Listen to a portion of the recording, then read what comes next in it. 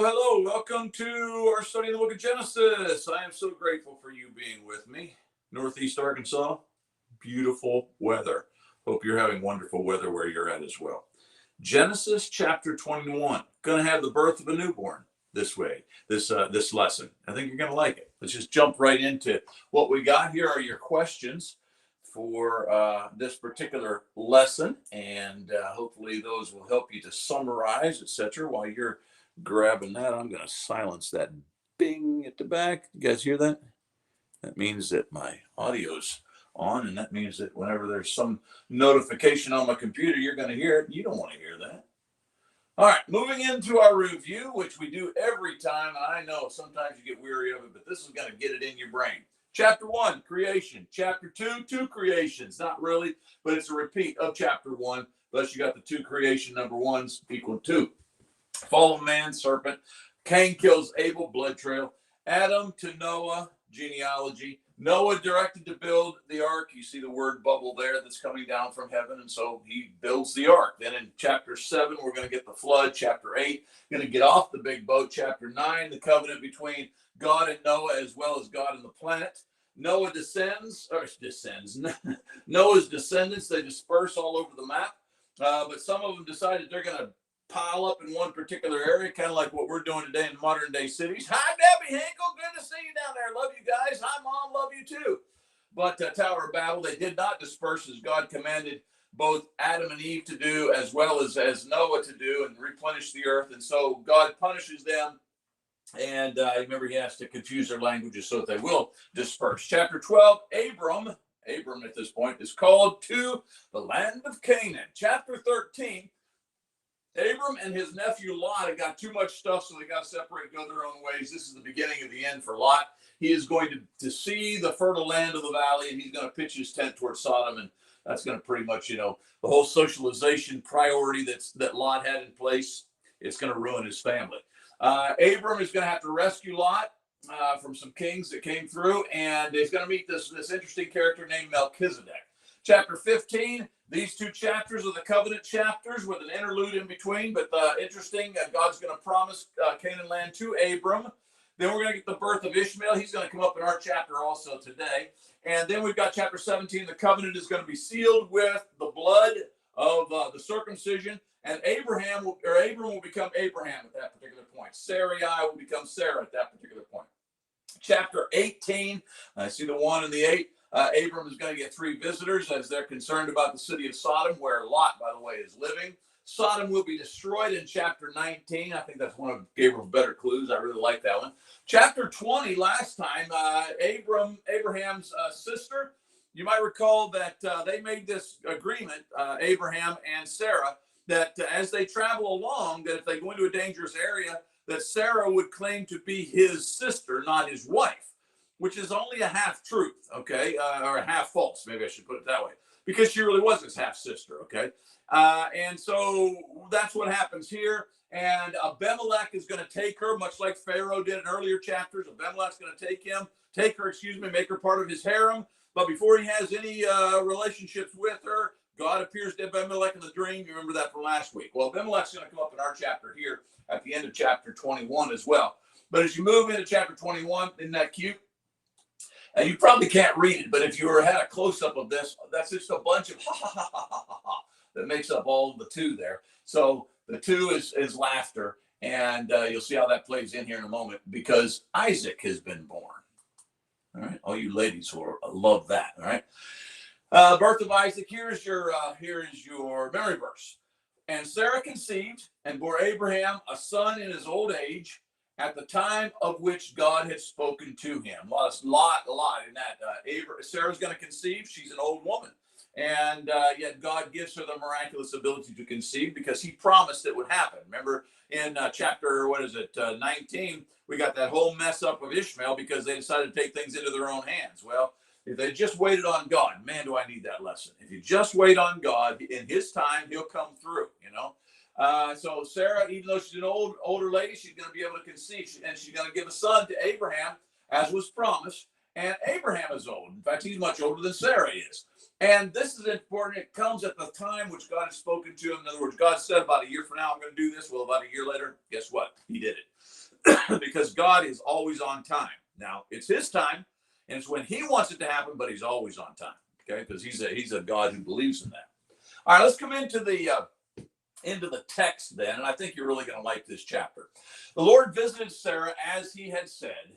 So again, remember what Sarah did earlier on when the prophecy was made? She laughed, right? And then she denies that she laughed. Well, he's going to visit Sarah at the time that he said, and the Lord did to Sarah as he had promised. So he doesn't just visit her in the sense that, whatever, but he actually gives her the son.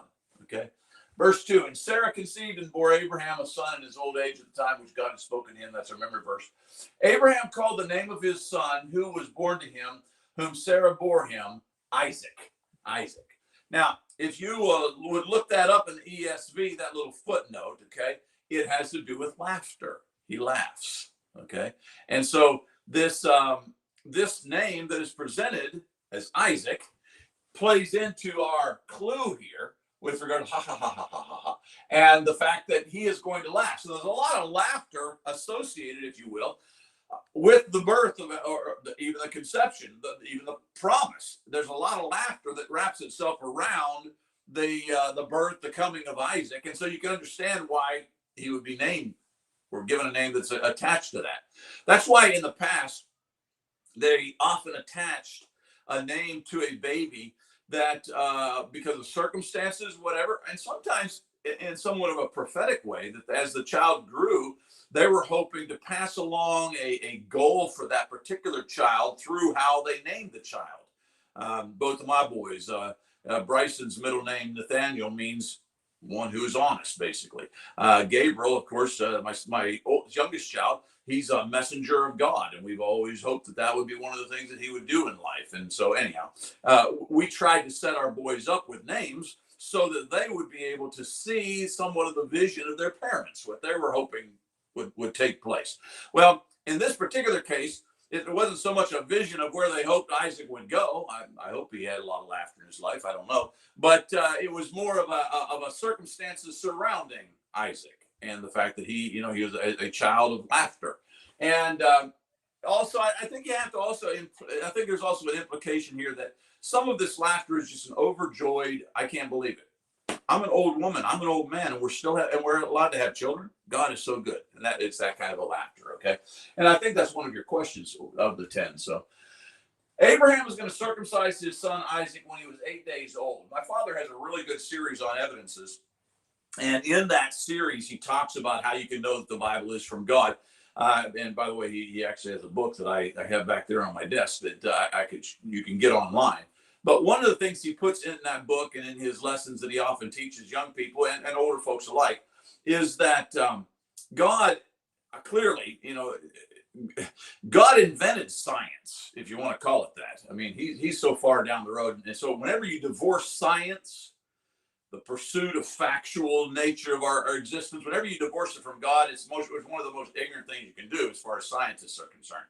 But one of the things that God did in his infinite wisdom was he allowed a particular chemical in the growth process that helps blood clotting, and he allowed this particular chemical to climax shortly after the child was born, probably largely because he recognized that this covenant, many years after, we're 2,000 years after creation now, many years after, he would come into a covenant with mankind, and there would be a circumcision that would take place. But in order for that to be a safe surgical procedure, it needed to be a procedure that had some divine intervention. Guess on what day, scientifically speaking, on what day this particular chemical, I think it's called prothrombin or something like that, guess on what day it peaks in the system of a newborn?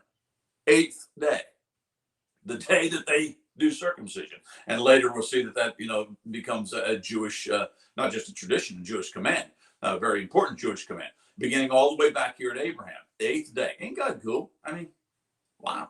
How did Abraham know that on the 8th day it was the safest day to circumcise his son? He didn't.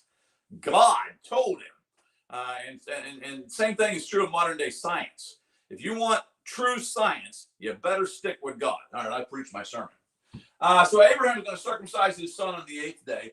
And notice it's as God had commanded him. 8th day, as God. So God's the one who told him to do this. All right, and that's going to carry through. Abraham was 100 years old when his son Isaac was born to him. And Sarah said, God has made laughter for me. Everyone who hears will laugh over me. Again, probably in reference to the fact that joy has come to the camp. I am so thankful. I can't believe it. Here I am, an old woman, and I'm able to have a child. Here I am, somebody who tried to manipulate the path so that God would get his stuff figured out by giving my husband over to Hagar. And man, how many times did she kick herself for that kind of decision? Because she tried to think for God. Big application for you and I as well.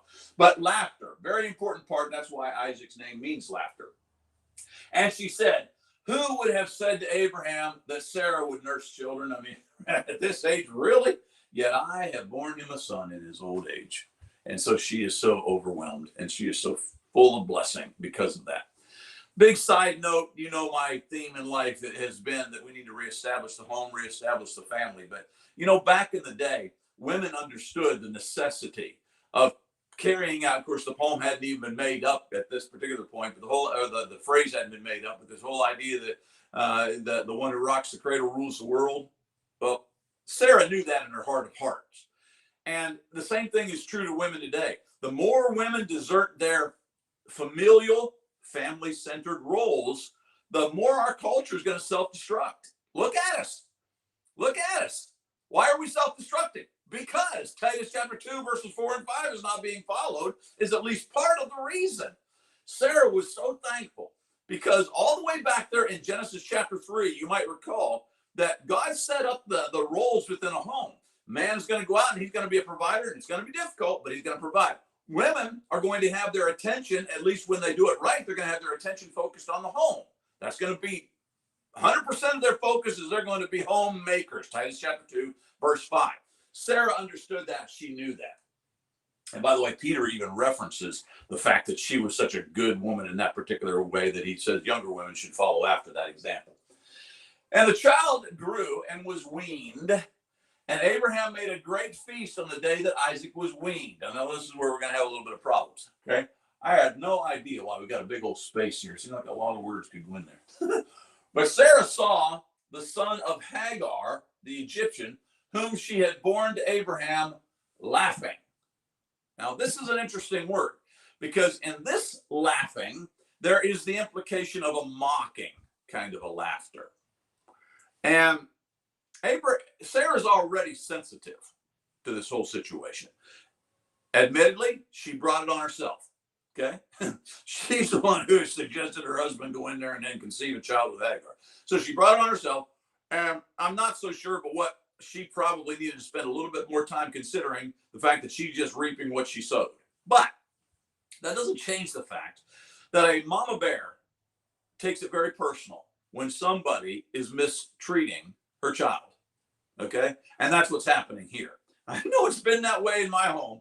And the boys have on occasion, especially because they've been homeschooled. There have been a lot of folks who kind of been abusive in the way that they presented, various things, you've mamby-pambied them and you've, babied them and, whatever it may be. And Mama Bear, and if anybody knows Cindy, I mean, she's just like as passive and as kind and as good and meek and humble as anybody you're going to meet on the planet. But you cross your boys. Well, that's kind of what happens here. Sarah, she's already sensitive to all this kind of stuff. And what happens is that Ishmael is going to mock her child. You don't do that. You don't mock the child of a mama. And so Sarah's going to be very upset about it. And notice that Hagar is from Egypt. We'll come back to that in just a moment. And so she sees Ishmael laughing, mockingly laughing at the weaning procedure, or no, probably not that so much, as the feast is being held, mama's boy's getting his way, those kind of things. And Sarah's not happy. And by the way, God's not happy either. So she said to Abraham, cast out this slave woman with her son, for the son of this slave woman shall not be heir with my son Isaac.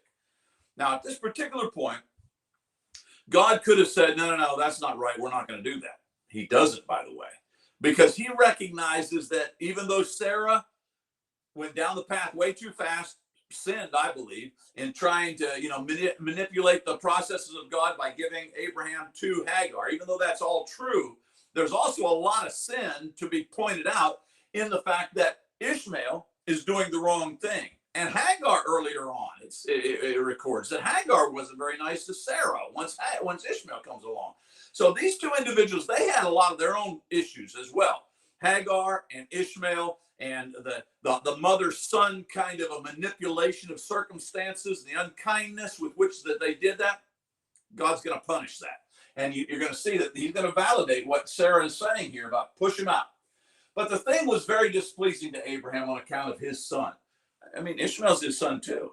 You know what I'm saying? And so this really hurts Abraham. Now, I don't want to. I'm gonna do the Adam Eve kind of thing. It is true. Eve took and ate first, and then she coerces her husband into participating with her. Same thing is true here. Sarah concocts this ridiculous idea of giving Abram over to Hagar and then coerces Abraham into the situation with. That doesn't remove responsibility from Abraham. I'm not saying that at all. But what I am saying is that women need to be very careful as how they manipulate circumstances, just like men do. But in these two situations, we're talking about women and how they manipulate the circumstances, and later on, their husbands suffer for it. Abraham is now suffering for something that Sarah brought to the table and she shouldn't have. But God said to Abraham, be not displeased because of the boy and because of your slave woman. Whatever Sarah says to you, do as she tells you, for though Isaac shall, through Isaac shall your offspring be named. And so he's saying, look, this whole thing's not right. I get that. But in the end, do what Sarah says, because in the end of the process, Isaac's the child of promise, not Ishmael. Massively huge application for the Islamic world. One day soon, I hope in the School of Biblical Studies to actually have a 12-part series on Islam. Pray about that. I've already developed it, and it's a really good series, and it needs to be had, but I just don't have time to get it all in. But one of the main points that I make in that is that, and by the way, the Quran, which is Islam's holy book, the Quran validates, within the Quran, it validates the first 5 books of the Bible. This is the first book. So it validates the first 5 books and the first 4 books of the New Testament. And so the Quran itself says that those books are correct. And within the Quran, which validates those books, then you've got the authority to, from the Islamic standpoint, is one of the ways that I deal with Islamic people when I have debates with them, is you need to recognize that the Quran says this passage is true. The Quran validates this passage. And this passage says what? That Isaac will be the child of promise, not Ishmael. Okay? All right. Let's see. Whatever says, so you do that. And I will make a nation of the son of the slave woman also. So Ishmael's going to become a great nation too. He's going to have 12 sons, I believe, and 12 princes are going to come from him. He will be a wild donkey of a man. This is the prophecy of him. He is going to be a person who's constantly struggling with everybody around about him. Okay? Much like Islamic people today. But he said, I'm going to make a nation off of him and his offspring as well. So Abraham rose early in the morning. That seems to be a common theme with Abraham. God gives him an assignment and he does not wait. Boom, he's after it. You remember later on, God's going to tell him you need to go sacrifice Isaac on the altar, another big faith moment. And early in the next morning, boom, he's up and he's on his way because he's going to do the will of God. I need to learn that lesson. Perhaps you do as well. God's stuff always should come first. So Abraham rose early in the morning and he took bread and a skin of water and he gave it to Hagar, putting it on her shoulder along with the child, which had to be horribly, horribly difficult. And he sent her away. And she departed and she wandered in the wilderness of Beersheba. Now, that's not the end of the story. We're going to have a little interlude here. We're going to see that God miraculously intervenes on behalf of Ishmael, as he's promised Abraham that he will. I believe that just like Lot was saved from the city of Sodom, not because he was necessarily a great icon of righteousness, but because of Abraham, I think the same thing is true here. I think the reason Hagar and Ishmael are going to be saved from wandering in the wilderness is not because they're some great icons of righteousness, but because of Abraham. Massive, again, application. You know a man of God? You know somebody who's truly in the will of God? You saddle up close to that person. Okay? Even when they make poor decisions, if they're clearly in the will of God and God is behind them and moving and working through them, God is going to protect, and you're going to benefit from just being near the man of God. I remember, what is it, the prophet on the wall, I think it was Dothan, and his servant is just alarmed at being surrounded by the army that's out there. They're going to fall. The city's going to fall. And Master, what in the world? And remember, the prophet prays to God that God would open the eyes of his disciple, the guy who's and God opens the eyes, and he's able to see that the heavens are filled with chariots. The reason the disciple was blessed was because he was standing next to the man of God. And so, as far as you and I are concerned, you find that person who's obviously in the will of God, you saddle up close to him, because there will be a residual effect, if you will, from the blessings that flow into him that's going to come to you as well. And we're seeing that here. I don't think that God protected Ishmael because he was some great icon or would become some great icon of righteousness. He doesn't, but rather because he's the son of Abraham. Okay. Putting it on. Okay, so they're going to go to Beersheba. Now, here's the story, the miraculous story with regards to Ishmael. I got to watch my time. We're going to run out of time. When the water in the skin was gone, she put the child under a bush. And so she, what are we going to do? We got nothing.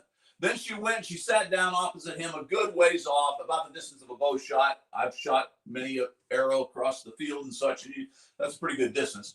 Let him not look, and said, let me not look on the death of my child. So she's all distraught. She's out there in the middle. She has nobody to protect her, nobody to take care of her. She's run out of stuff, provisions. And so she puts the baby down under a bush, thinking he's just going to die. And God heard the voice. Now, this is important. He's going to say it twice. And God heard the voice of the boy. That's interesting. Here's the voice, and it's going to come later too. God's going to say, I've heard the voice of the boy. But nowhere in the context does it actually say that the boy himself is crying.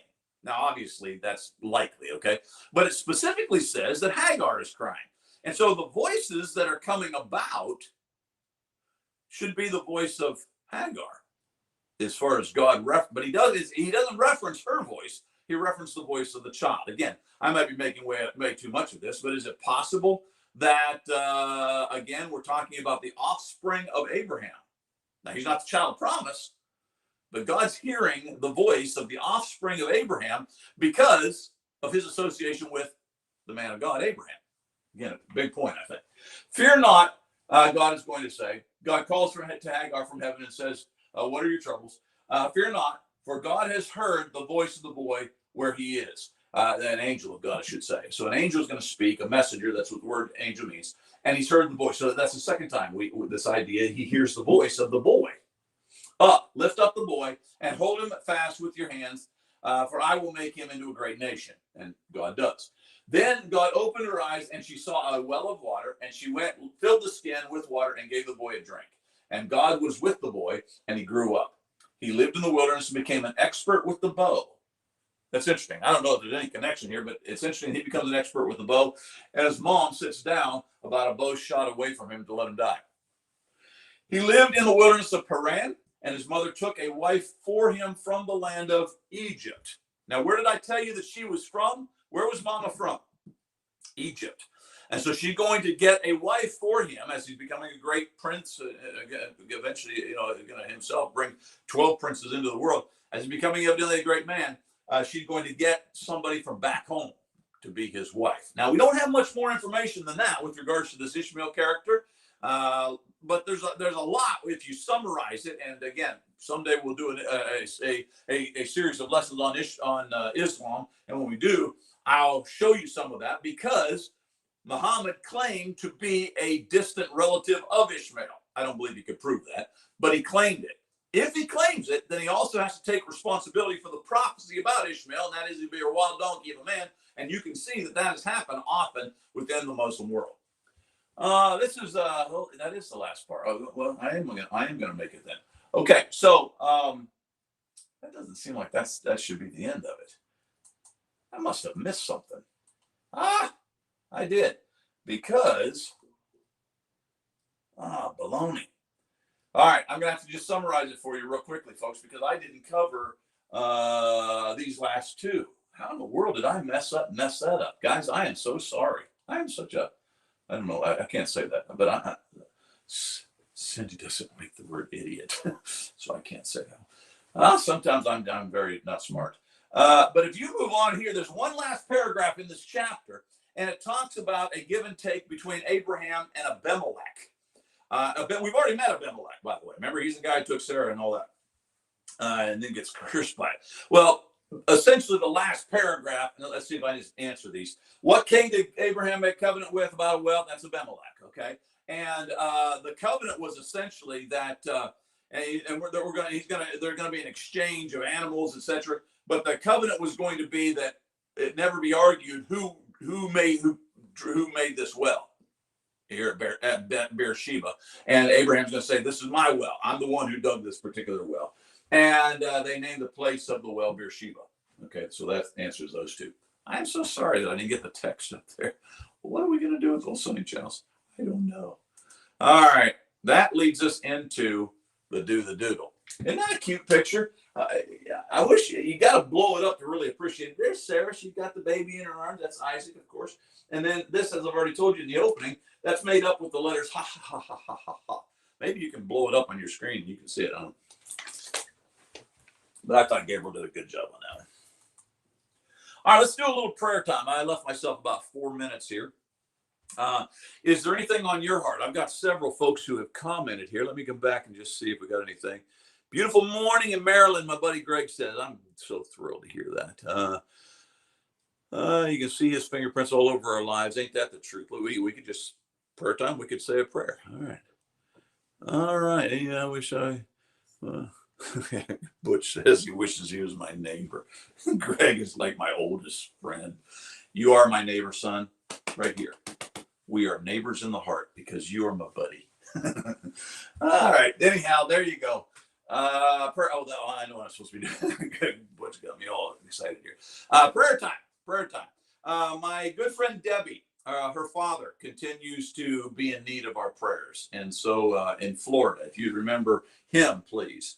And I have a loved one who I'm very concerned with, who has been diagnosed with cancer. And so if you would be mindful of this particular individual, that God would work in their life. And I'm just praying that the whole thing will be gone. And I know my God can do that if it's his will. I've got a relative in Pennsylvania who has a great deal of paralysis, had an accident while mowing, and has paralysis now from about here down. They tell me that he's regained use of his arms, and he has some reflex kind of things going on in his legs. So that's a huge blessing. And I'm so very, very thankful. But I'm praying for full recovery there. You know what I'm saying? I decided I'm going to start praying over the top. You know, I used to picky Annie Uni these same things. Well, God, if you could just maybe, make it not so bad. I'm not doing that no more. My God is like a awesome God.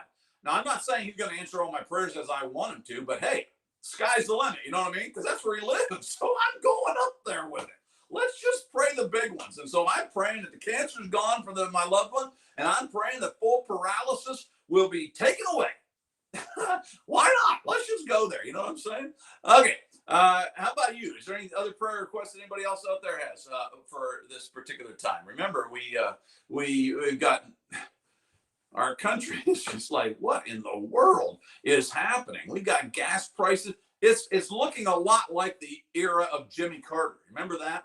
When he came in, he was only a one-term president. I'm praying hard that this is only going to be a one-term president.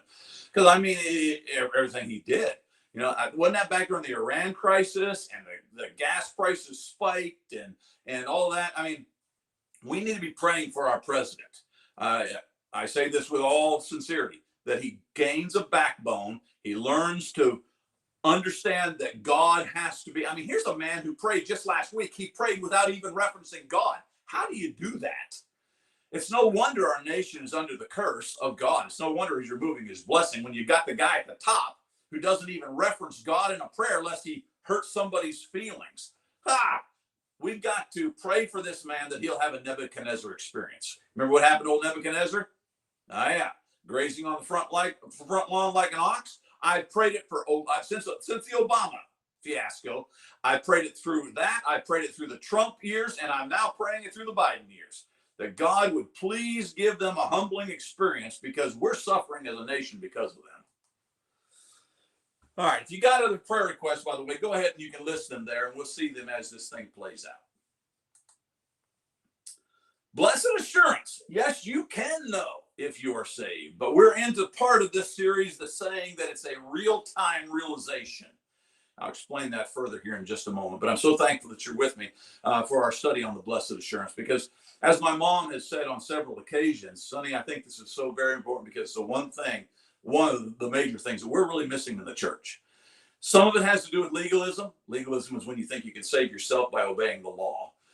Not that law is bad. Okay, even the New Testament is law. Okay, but the idea that you could save yourself through keeping the law can't happen.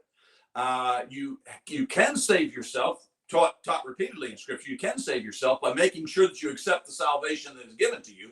But the salvation given to you comes via the power of God, not because you manipulated it and worked it out and reasoned it to such a degree that you said, "Oh, I got it all figured up and I've done the accounting and boom, oh yeah, I'm saved." It's not so much that as it is making sure that you're relying on who God is, why God is, and what God wants to do in your life. So yes, you can know, but we've got to do it God's way. And this is what I don't like.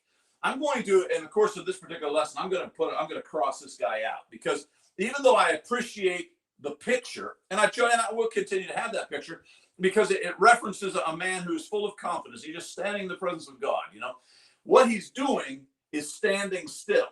And that is not part of the process. And we'll see that here in just a moment. Okay. Here are your questions for those of you doing the School of Biblical Studies, or just, following along with us and studying it out on your own. Here are the questions we're going to cover. All right. Remember, here is the passage, the text that we are using to establish the principles of God. I mean, who better to tell us than God, right? So why not just let him tell us? Okay, so all right, let's do that. And John, arguably the best friend of Jesus, the last of the apostles that seems to be left on the planet, same guy is going to write the marvelous book of Revelation. This John is going to give us some information. And as he concludes the book of John, we're just within a few verses of the end of this marvelous book, but as he concludes it, he says, look, I wrote these things. The very purpose of me writing this to you is so that you can know. We're covering this in three parts. The first one is this idea. He said, listen, I'm writing to those who believe. So this idea of knowing has to be, it's only connected with those who properly believe. There are a lot of folks running around the planet who say, I'm a believer, but they're not the same type of believers John is talking about here. Remember, even the demons believe and tremble, James will say. And so it's got to be something different than that. All right. So you've got to, first of all, you got to define who are true believers before you can know if they can know. Once you've done that, you can see how it's not as bright here, because we've moved beyond that now. Once you've done that, then we need to ask this question. Well, at what point can I know? Because as I've already established with you, this whole idea of the blessed assurance is a real-time dynamic. You don't know where you're going to be 10 years from now. And unlike the perverse doctrines of Calvinism, which would say once saved, always saved, God says, no, it's a journey. Once saved, always saved removes personal accountability. It's like saying I accepted Jesus when I was 13, and even though I spent the last 3/4 of my life living like a horrible renegade, God still got to save me, because back in the day. Now, God is judging you according to your life pattern and the direction that you're walking. And as we're going to see, if you're walking in the light, you can have the blessed assurance. If you step out of the light, you can have the unblessed unassurance. And we need to know that, okay? So when can we know? That's what I want to talk about in this last. Let me take that back one more time. This is the last of this particular section. Once we're done with this, and I really hope you stay with me, because we're really getting into the good stuff, the meat next, we're going to go to this word have. All right. How do I make sure that I have and maintain my blessed assurance? That starts in the next lesson, okay? But before we go there, I want to come back to this question, when can we know? The very fact, again, that the Holy Spirit compelled John to even write these words should tell us something. If he had to instruct the believers, and that's who John's writing to, if he had to take time to instruct the believers about knowing, then that indicates it's possible for believers not to know, meaning they could lose their salvation, meaning that once saved, always saved is not from God. Because salvation is an ongoing process, the blessed assurance must be seen as a real-time confidence. Right now, I can know one way or the other. I can't tell you 10 days from now, but I can tell you right now. Now, one last passage I want to take you to. All right, so when can we know? We can know when we are in the fellowship of the light. Underline that, write it down, whatever. Fellowship of light. Fellowship of light. That's what this entire passage is going to be about. Now, notice we're back in 1 John. We're in chapter 1. Our passage that we're launching this series out of is in chapter 5. So this is how he opens up this marvelous book that he's going to conclude in chapter 5, saying, the reason I wrote to you is so that you can know. So as you open up in chapter 1, verse 1, you can understand, according to chapter 5 and verse 13, that the reason he's beginning this marvelous document is so that we can have knowledge of our salvation. We can have the blessed assurance. We can know. There's one more paragraph for chapter 1. That's next time. That's where we begin this final section of the having. How can I have it and maintain it? Okay. But as we look at this section, these first two paragraphs, the first paragraph is largely introduction. Okay. The second paragraph is going to get into some stuff that's kind of a little bit meatier. But there's two things that we're seeing in this opening of 1 John, and that is fellowship and light.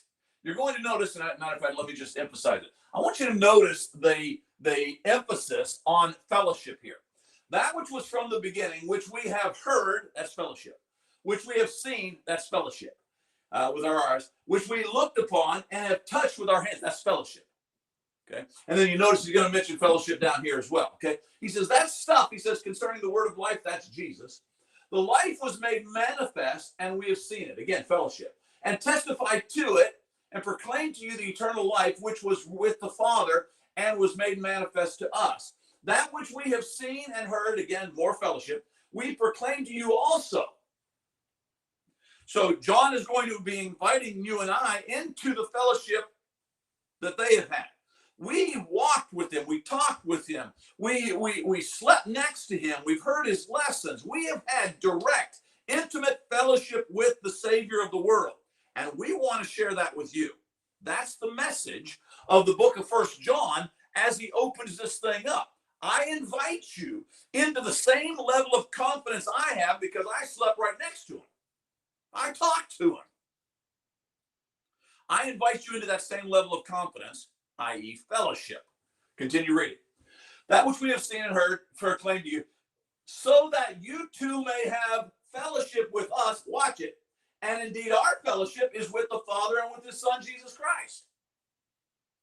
We want you to fellowship with us as we fellowship with the Father and the Son. This is it's a side note, but with regards to, my favorite thing to do with the School of Biblical Studies, let the Bible interpret the Bible. How can you know that the Bible should be binding upon us today in the sense that these are the regulations God expects us to obey as well? Well, here's one of many illustrations. We get to Jesus through the other teachers that we've had along the way. That's why he's going to say that we are to go, Matthew 28, that we are to go and to make disciples, teaching them to observe everything that I have commanded you. You see, it's kind of a domino effect. I am who I am largely because of my dad.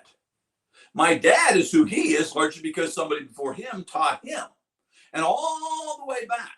But the thread that connects all of those people, that comes all the way down into my present life, and I'm passing along to my two boys who are do great job in the pulpit and preach and that kind of thing, and they're trying to pass it along. At least my oldest is trying to pass it along to his younger son, who's got a dynamic personality, and I think one day will be a great minister of the Lord as well. The reason that the thread that connects us all, though, through the 3 or 4 generations that I just spoke of, the thread is the authority of Scripture.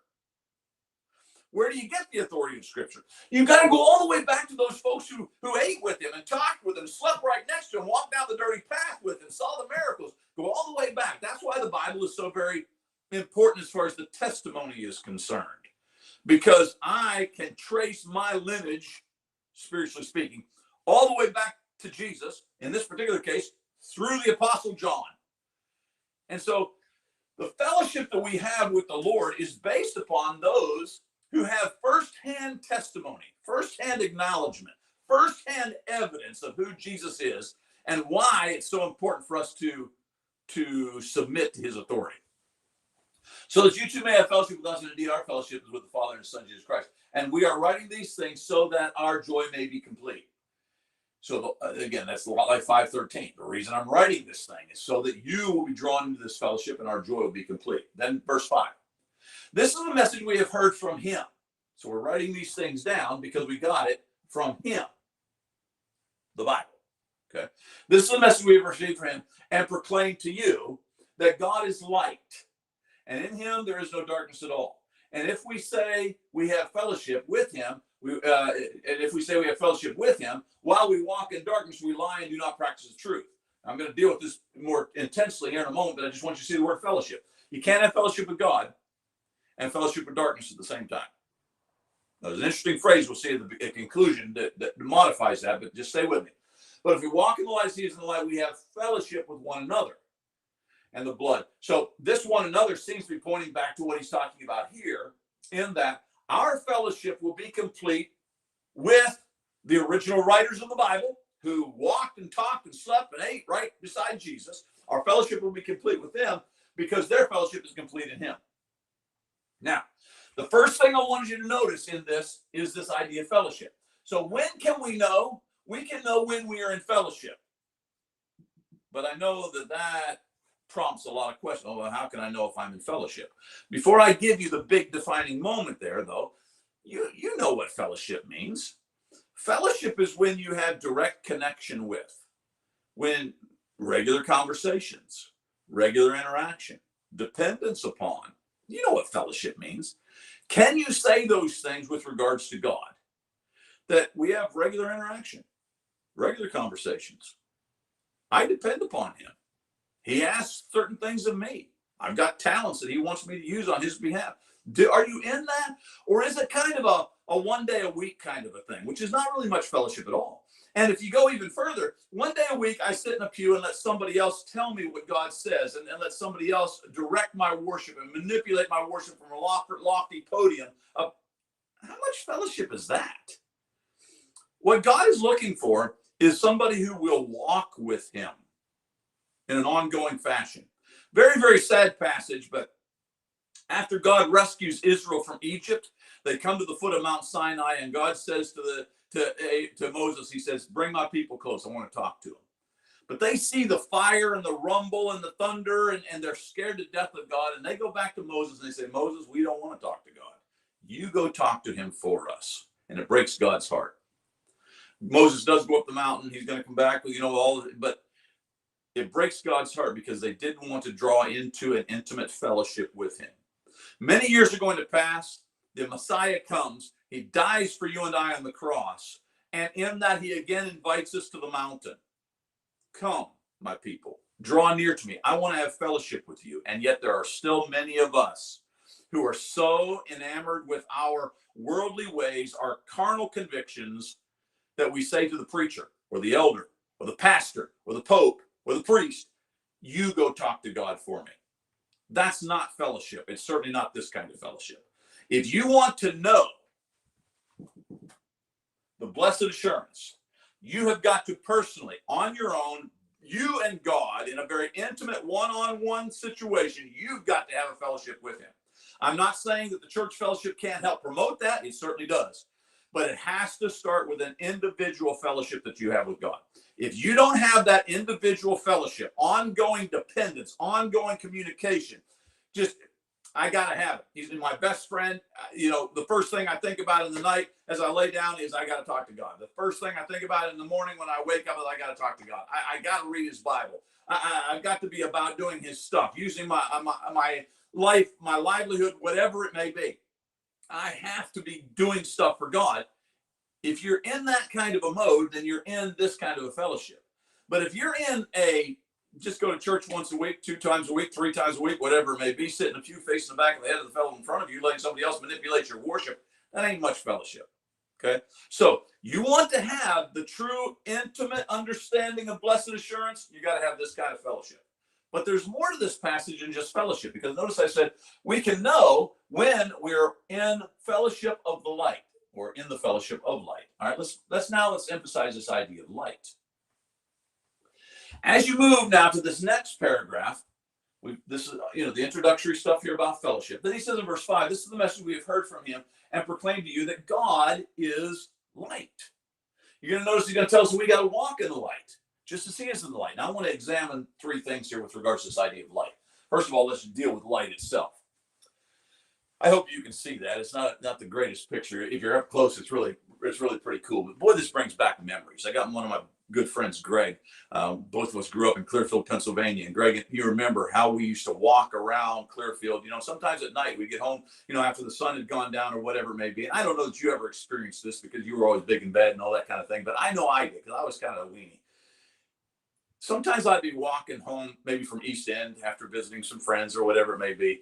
And I'd come to a spot in the journey that was dark, very dark. Maybe I'd go down an alley, whatever it may be. But at the end of the alley, I could see a street light. I remember vividly doing this. And I would rush to that street light. Sometimes I was riding my bike, and I'd ride my bike faster from one street light to the next. And the thing that's interesting about that is that in a sense, I wasn't any safer standing under this street light than I was 50 yards back here in the darkness. But boy, I felt like it, And I guess in a sense, I was safer because when I was here, I could see. I could recognize my surroundings. It was illuminated, etc., etc. Well, you see how God is like that? When you're in God, he illuminates he gives you special understanding, special confidence, the ability to be able to maneuver through life. God is light. And I find myself scampering sometimes between the light poles. Sometimes it's selfishness that carries me off into the darkness. I admit that. But the one thing I always try to come back to is just let me stand under the light. It's an odd dynamic. Those of you who have ever experienced it, I could breathe if I'm standing under the light pole. But boy, I'm telling you, when I'm running from this light pole to the next one, I just, my heart's racing, and I feel, because I'm in the darkness. God is light. Stay in the light. Okay, that's the first thing that you need to see. The second thing I want to emphasize is this word walk. Okay, now notice I'm crossing this guy out. You see that? And I'll tell you why. Because in my opening screen, or the screen that we carry through the lesson, you've got this guy standing here, arms wide, total confidence. It's good. And although I believe in that moment, that is not the moment we are called to in this setting to remain in. I find that, especially in Calvinism, but I find that there's so many of us in Christianity today who are just longing for the celebration. And I long for the celebration, but the problem is that our longing for the celebration often causes us to create superficial, premature celebration moments. It's kind of like the once saved, always saved kind of thing. That we can just celebrate because, hey, when I was 13, I accepted Jesus into my heart. Therefore, it doesn't matter if I'm now 85 and have lived a horrible, perverted life. I was once saved, always saved. And so we have this premature celebration. It goes along also with the spineless preachers that are so prevalent today in our culture, who all they want to talk about is grace, forgiveness. All they want to talk about is validation. God loves you, etc. All of which is good stuff. But you've got to remember that it also cannot delete the emphasis on personal responsibility. Now let's come back. You are not called to this yet. Someday you'll enter into the presence of God and you'll be able to just breathe deep and you're just going to have to, everything's good. You can sit down in your spiritual recliner, but not today. You are called to this. I love this little graphic because the guy is clearly taking steps. When he says in our text, but if we walk in that light, if we walk in God, we don't do this, we do this. Meaning that life is an ongoing process. It's not a once saved, always saved, sit down and just let things happen. It is every day I get up with the intention of taking another step for God. And throughout the day, I put one foot in front of the other. And some days, I'll be honest with you, it's harder for me to put my foot in front of the other. But other days it's not. But some days it's really tough. But I keep doing it because I understand that blessed assurance is depending upon the process, the continuation. We've got to walk in the light. stay in the light. Then I love this. This is probably one of my most favorite illustrations my father has taught me over the years. But if we walk in the light as he is in the light, we've already defined this. You got to walk in God, stay in God. That's why it's a real-time confidence. If I'm not in the light, if I'm not walking in the light, I'm not in God. So if I was saved at 13, but at 26 I went away from God and have never come back, I'm outside the light. I have lost my salvation, thus making once saved, always saved a damnable doctrine. It ain't true. But then there's this idea. We have fellowship with one another, which we talked about. And the blood of Jesus, his son, cleanses us from all. Notice it didn't say cleansed. It's not past tense. It doesn't say will cleanse, as in future tense. It says cleanses, as in ongoing. I love that. But there's another thing you need to recognize here, and that is that in order for it to be an ongoing cleansing, it means that there is also an ongoing falling away period, in the sense that I sin. It's the do-do chapter of Romans chapter 7, where Paul says the things I want to do, I don't do. The things I don't want to do, I do. If it's an ongoing cleansing, then it also means that evidently, or at least I think implies, that there's an ongoing need for the cleansing, because in my walk, I'm not always perfect. In fact, as we come on into verse 8, that's going to be the first thing he's going to say. If you are claiming to be without sin, you can't be in the process of the blessed assurance, because oddly enough, one of the parts of the blessed assurance is that you've got to be an individual who admits that you're a sinner. You got to be willing to go there. Come back to this word cleanse and notice this beautiful waterfall. My father over the years has told a story about, it's a made up story, but it illustrates this very, very well, about a man who's standing under the waterfall. And it's the water is just crystal clear and beautiful and pure and all that coming down, just washing over him. And it's just, it just feels so good. About 50 yards out from him, Satan is standing making mud balls. And these mud balls represent sin. And as he makes these mud balls, Satan pulls back and he wings a mud ball at the chest of this man who's standing under the waterfall. And that mud ball comes and splat over the chest of the man. But the thing that's interesting is that just about the exact moment that the mud ball splats, the beautiful waterfall comes down over him and washes it away. And my dad would make the application on many occasions. He would say, that's the cleansing of 1 John chapter 1 and verse 7. That it washes it away. Immediately, it's gone. You can have confidence. But in order for it to be washed away, you got to stay in the waterfall. The moment the man steps out from underneath the waterfall, the mud ball hits him in the chest and it sticks. It stays. But if you stay in the waterfall, then it washes. And that's the blood of Jesus. We've got to stay in the light. You got to stay in the waterfall. You got to stay in the blood of Jesus, the ongoing cleansing process. Now, I know what you're saying. Well, Sonny, how do I know if I'm staying in? That's next time. And it's interesting. Verses 8, 9, and 10, he's going to give us a 3-part journey. It's a 3-question test as to whether or not you are actually staying in the waterfall, staying in the light. And it's really simple. I mean, it's from God, and he doesn't want to complicate this process. He wants us to have the blessed assurance. But that's next time. Oh, did I get you tantalized? Yeah, I know, Tim. Come back next time. Here are your questions that we tried to cover. I hope that we did a good job with that. You got it? Please remember our personal ministry. Many of you are contributors, and I'm so very, very thankful. Here are the classes that we're doing right now with the Restoration School of Biblical Studies.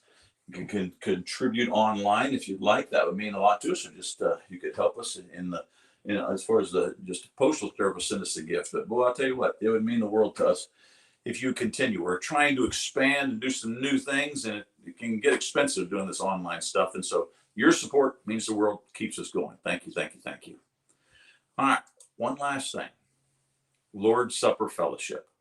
Here in just a few moments, I will gather with my family, and we will have an intimate moment with the Lord. It's the Lord's Day, after all.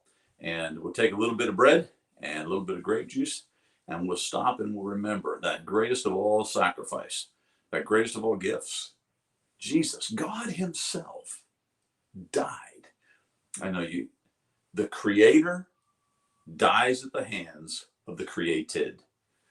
There is not another God in all of human history that's been concocted by the mind of man that has ever risen to that level of sincere love for his people. And the reason is because man's not smart enough to invent a God like that. We've got to actually have a God like that. And so the God we have is not invented.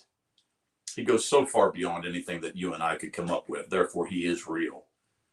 The Lord's Supper, Jesus, all that he did for us. Wow. I pray that in your time today, as you reflect upon what Jesus did, that you will be broken and healed at the same time, that you'll come to him in a powerful way, and that he will do great things through you. This afternoon at 5 o'clock, we're going to look at Revelation chapter 16. We're going to open up with the first 5 of the bowls of wrath. Interesting stuff. And so join me at 5 o'clock as we talk about the book of Revelation. I pray this has been a worthwhile time for you. Thank you for joining me. This is Sonny Chow saying, be there, Matthew 16:26.